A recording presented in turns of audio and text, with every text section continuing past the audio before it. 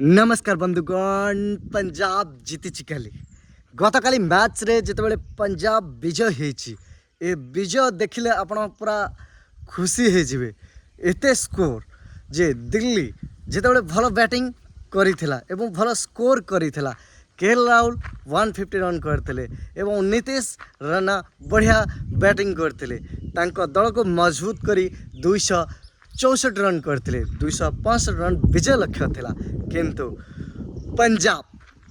सरपंच साहब पूरा बदली देले खेल को एवं सिंग्स बढ़िया इनिंग्स खेलिले प्रियांशु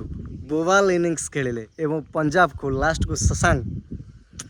विजय कर देइछन्ति देखिबा गले पर टॉप टेबल रे आईपीएल लिस्ट रे पंजाब अछि पंजाब विजय श्रेय पूरा credit goes to Shreyas Iyer Sarpanch Sahab बढ़िया खेलुछन्ति ओएल पारी सरपंच साहब कंग्रेचुलेसन कैप्टेन पारी बोबालिया पारीटे पूरा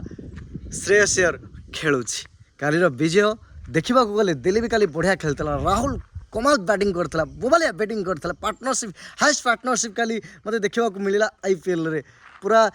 220 रन पार्टनरशिप काली मैच पूरा भरपूर पूरा एंजॉय समस्ते काली करिसंती आईपीएल रे। जय जगन्नाथ जय श्री राम राधे राधे।